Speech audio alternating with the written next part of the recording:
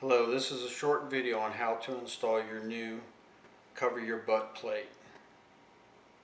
First, you must remove your factory butt plate and set it aside. Your new butt plate is shipped with 2 screws. Most importantly, these screws are washer head. They have a flat bearing surface to coincide with the flat surface of the pocket screw or the keyhole bits. Install these screws, number 8 1.5 inch screws, into the factory holes, with leaving about 1/8 of an inch sticking out.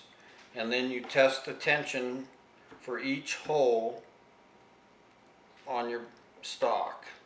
Once you're happy with a slight amount of tension, you can check both holes at the same time,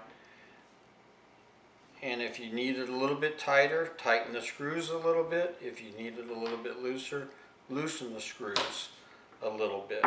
It should be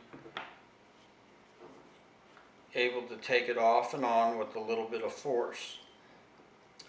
The Ruger American is a little bit different because it has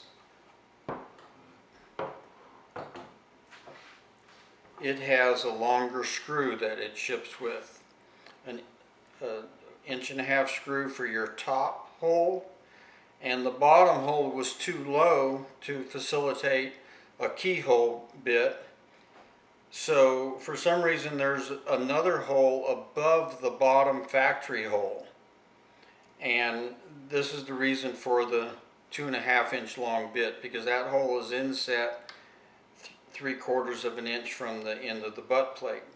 So you install the longer screw into that hole and adjust it the same way as you would in the Mini 14 or Mini 30 video.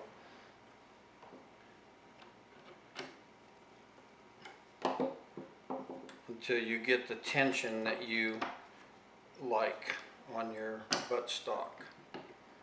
And that's how you install your new Cover Your Butt plate.